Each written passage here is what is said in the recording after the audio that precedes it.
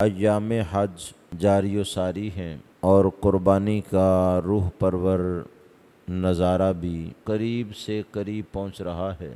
یہ دونوں بطور خاص یادگاریں ہیں جد الانبیاء حضرت ابراہیم خلیل اللہ علیہ السلام کی۔ جب یہ وقت قریب آتا ہے تو ان کی یاد بھی زیادہ ہوتی ہے، اور یہ تقاضۂ فطرت بھی ہے۔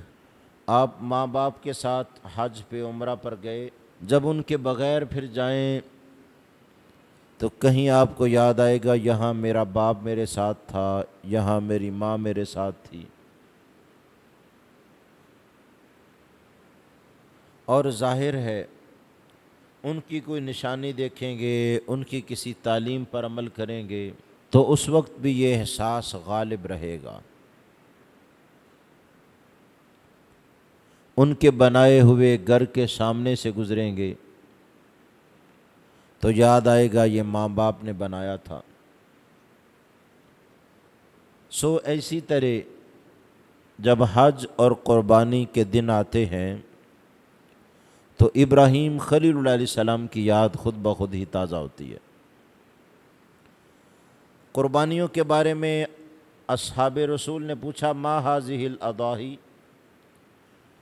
اے رسول خدا یہ قربانیاں کیا چیز ہیں؟ فرمایا سنت ابیکم ابراہیم، تمہارے باپ ابراہیم علیہ السلام کی سنت ہے۔ ہمارے لیے یہ سنت ابراہیمی بھی ہے اور سنت مصطفوی بھی ہے۔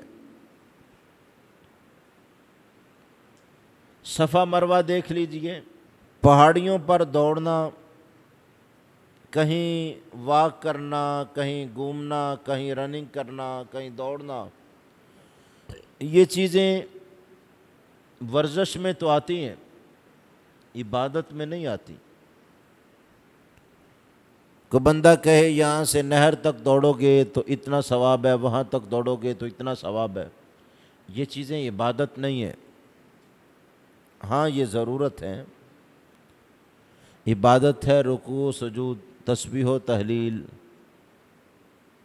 رب کے حضور کھڑا ہونا، سجدے میں چلے جانا،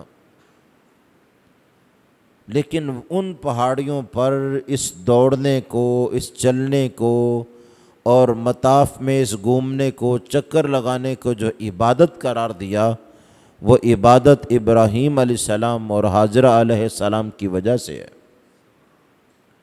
کہ وہ وہاں دوڑے تھے۔ حضرت اماں حاجرہ علیہ السلام نے طلب آب میں وہاں دوڑ لگائی تھی، سعی کی تھی۔ اب حج کرنے والا بھی وہاں سعی کرے گا، عمرہ کرنے والا بھی وہاں سعی کرے گا، اسے عبادت کا درجہ ملا۔ اور جب دوڑ کو عبادت کا درجہ ملا تو دوڑنے والا سوچے گا تو صحیح نا یہ کیوں ہوا، تو جب سوچے گا تو پھر اس گھر کی بات اس کے ذہن میں ضرور آ کے رہے گی۔ رب العزت جل وعلا نے جن کے تذکرے باقی رکھنے ہوتے ہیں نا، ان کے کسی کام کو دوام عطا کر دیتا ہے۔ جب وہ کام باقی رہے گا، جیسے میں نے مثال دی، باپ کا بنا ہوا گھر اس ہیئت میں باقی رہے گا، آپ نے بیچ بھی دیا ہو اور محلے میں بھی چلے گئے ہو، جب اسے دیکھیں گے باپ ضرور یاد آئے گا۔ اب رب نے جس کا تذکرہ باقی رکھنا ہوتا ہے اس کے کاموں کو دوام بخشتا ہے، اور کام اپنی جگہ۔ حج اور قربانی یہ جب بھی قریب آتے ہیں ابراہیم خلیل اللہ علیہ السلام کی یادیں پھر سے تازہ ہو جاتی ہیں۔ اور ہو کیوں نہ انہوں نے دعا کی تھی وَاجْعَلْ لِي لِسَانَ صِدْقٍ فِي الْآخِرِينَ، اے اللہ بعد میں آنے والے اپنی زبانوں پر میرا چرچا کرتے رہیں۔ اور رب نے دعا ابراہیم کو قبول فرمایا ہے، اور زبانوں پر قیامت میں ان کے چرچے ہوتے رہیں گے۔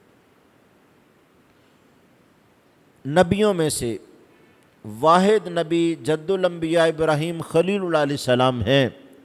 ہر امت جس نبی کا احترام کرتی ہے، یہودی دیکھ لیں عیسیٰ علیہ السلام کا احترام نہیں کرتے، عیسیٰ علیہ السلام کے ماننے والے عیسائی دیکھ لیں وہ موسیٰ علیہ السلام کا احترام نہیں کرتے۔ علی ھذا القیاس باقی اقوام کا بھی یہی حال ہے۔ اگر کائنات میں کوئی امت ایسی ہے جو ہر نبی کا احترام کرتی ہے تو وہ صرف آپ ہیں، وہ صرف ہم ہیں۔ امت مصطفیٰ ہے جو ہر نبی کا احترام کرتی ہے، دوسری کوئی امت ایسی نہیں جو ہر نبی کا احترام کرتی ہو۔